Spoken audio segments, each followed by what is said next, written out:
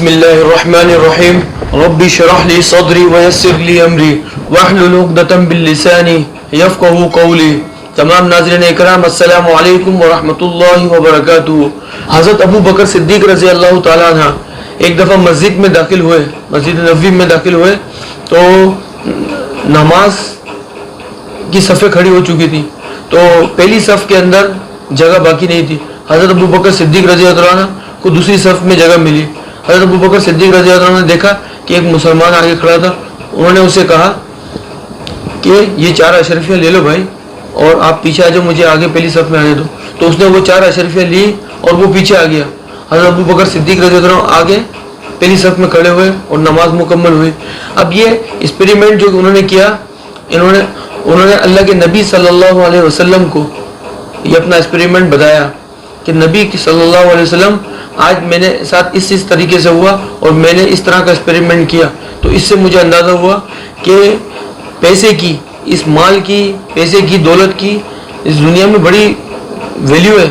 اس کے ذریعے انسان آگے بڑھ سکتا ہے، ترقی حاصل کر سکتا ہے، آگے جا سکتا ہے، آگے بڑھ سکتا ہے، دین میں ہو یا دنیا میں ہو، تو وہ آگے ترقی کے سفر پہ جا سکتا ہے۔ اس پیسے کی بڑی اہمیت ہے۔ نبی کریم صلی اللہ علیہ وسلم نے فرمایا کہ آپ نے جو پیسے کی اہمیت بتائی، میں اس سے اتفاق نہیں کرتا۔ نبی کریم صلی اللہ علیہ وسلم نے فرمایا آپ سوچو کہ جب آپ کی جیب میں یہ پیسے تھے تو آپ دوسری صف میں تھے، پچھلی صف میں تھے، اور وہ انسان پہلی صف میں تھا۔ جب اس کی جیب میں وہ پیسے آئے تو وہ دوسری صف میں آ گیا اور آپ پہلی صف میں آ گئے۔ تو پیسہ انسان کو آگے نہیں بڑھاتا، پیچھے کرتا ہے۔ یہ شیطان نے ہمیں دھوکہ دیا ہوا ہے، یہ معاشرے نے ہمیں دھوکہ دیا ہوا ہے، اس دنیا نے ہمیں دھوکہ دیا ہوا ہے کہ اگر آپ کو ترقی حاصل کرنی ہے، آپ کو نیکی کرنی ہے، بہت اچھے کام کرنے ہیں، نیک اعمال کرنے، تو آپ پیسہ اکٹھا کرو، پیسہ اکٹھا کرنے میں لگ جاؤ اور آپ کامیاب ہو جاؤ گے، آپ ترقی حاصل کر لو گے، آپ بہت نیک آدمی ہو جاؤ گے، آپ بہت حاجی اور نمازی بن جاؤ گے۔ یہ بہت غلط شیطان کے پاس 70,000 روحانی جال ہیں۔ ان روحانی جالوں میں سے ایک جال ہے کہ پیسے کے ساتھ لگا کے انسان کو پیچھے کر دیتا ہے۔ اور نبی کریم صلی اللہ علیہ وسلم نے فرمایا کہ اس بندے کی جیب خالی تھی، وہ پہلی صف میں تھا، اس کی جیب میں پیسے آئے، وہ پچھلی صف میں چلے گیا۔ آپ کی جیب میں پیسے تھے، آپ پیچھے رہ گئے، آپ کی جیب میں سے پیسے نکلے اور آپ آگے آ گئے۔ تو پیسہ انسان کو پیچھے دھکیلتا ہے۔ آج جو ہمیں لوگوں نے لگایا ہوا ہے، ہمارے ماں باپ، معاشرہ، ہمارے بڑے بوڑھے سب کہہ رہے ہوتے ہیں کہ بیٹا آپ کے پاس پیسہ ہے تو سب کہتے ہیں کیسا ہے، پیسے کی قدر ہے، پیسہ کماؤ، 2 کے 4 کرو، بس مشین بنے رہو، لگے رہو پیسہ کمانے کے اندر۔ پیسہ کمانے والا انسان، میں نے اتنے لوگ دیکھے معاشرے میں جو پیسہ کماتے ہیں، پیسہ اور دولت اور ان چکروں کے اندر اس اسپیڈ میں لگے ہوتے ہیں، وہ نمازوں سے بھی غافل ہوتے ہیں کہ یار ٹائم ہی نہیں ملتا، بزنس میٹنگ فلانا ڈھماکا، میں ادھر جانا ہے، میں فلائٹ میں تھا، میں ادھر تھا ادھر تھا۔ کھانا سکون سے نہیں کھا سکتے، عمل سکون سے نہیں کر سکتے، قرآن نہیں کھول سکتے، عمل نہیں کر سکتے، مشکل ہو جاتا ہے ان کے لیے۔ پیسہ انسان کو پیچھے کرتا ہے۔ اس کے لیے میں آپ کو بتاتا ہوں نبی کریم صلی اللہ علیہ وسلم کی صحیح بخاری کی حدیث، آپ صلی اللہ علیہ وسلم نے فرمایا ہر نبی کے امت کو اللہ نے کسی نہ کسی فتنے کے ساتھ ان کی آزمائش کی۔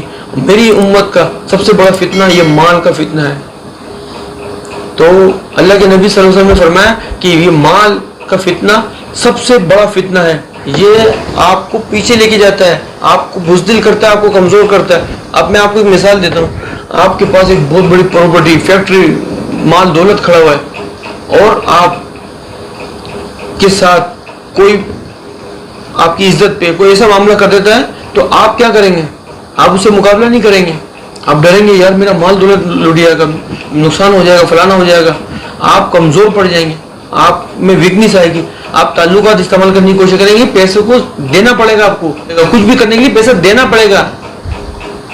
پیسہ لے کے ترقی نہیں مل رہی، پیسہ دے کے آپ کامیاب ہو رہے ہیں، پیسہ لے کے تو آپ بزدل ہو رہے ہیں، پیسہ لے کے تو آپ کمزور ہو رہے ہیں۔ آپ کے پاس پیسے ہیں تو آپ کے پاس گنڈے، آپ پیسے دے کے غنڈہ گردی کروائیں گے، بےمانی کریں گے، جو بھی کام کریں گے وہ پیسے دینے کے بعد ہوگا، لینے کے بعد نہیں ہوگا۔ لینے کے بعد کمزور ہوں گے، لینے کے بعد ایک انسان رشوت خور ہوگا، ایک کاڑا ہوگا، ایک بزدل ہوگا، پیسے نہیں ہوں گے تو وہ پرفارم کرے گا۔ اب میں آپ کو ایک تیسری مثال دیتا ہوں، شاید اس سے آپ کی بات سمجھ میں آ جائے۔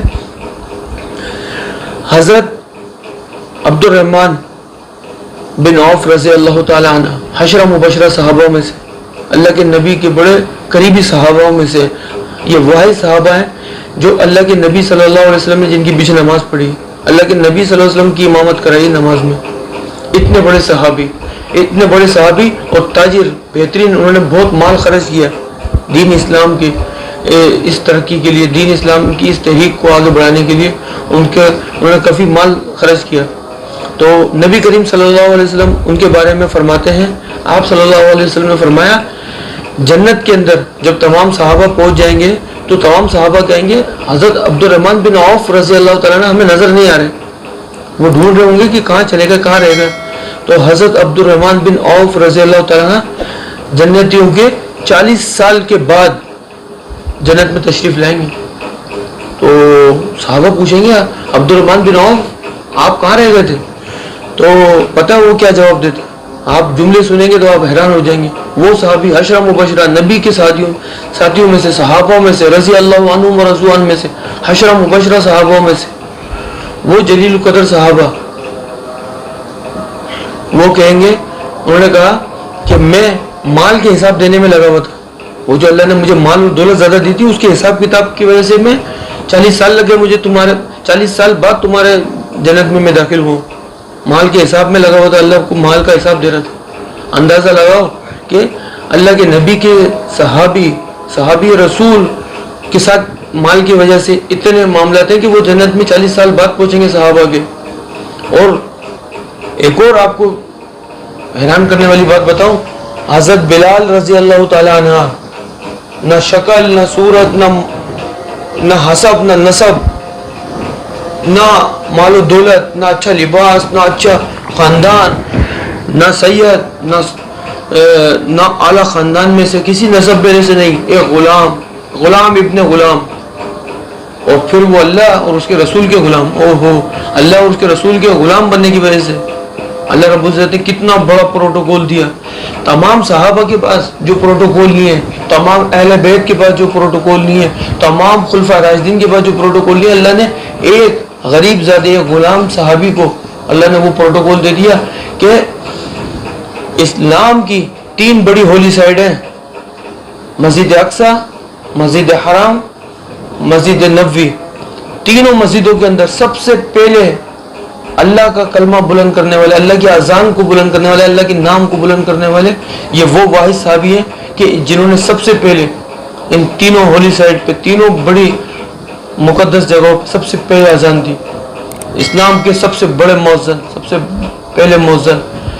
اور نبی کریم صلی اللہ علیہ وسلم نے ان کے بارے میں ارشاد فرمایا کہ جنت میں سب سے پہلے جو داخل ہوں گے وہ حضرت بلال رضی اللہ تعالیٰ عنہ داخل ہوں گے، کیونکہ اللہ کے نبی صلی اللہ علیہ وسلم کی سواری کی لگام رسی ان کے ہاتھ میں ہوگی۔ اب حیران رہ جائیں گے کہ بڑے بڑے صحابہ، جنتوں کے سردار، بڑے بڑے صحابہ، اہل بیت، تبع تابعین، صدیقین، سب پیچھے رہ گئے جی۔ ان کے پاس تو کچھ پیسے ہی نہیں تھے، حضرت بلال رضی اللہ عنہ کے پاس پیسے کہاں تھے؟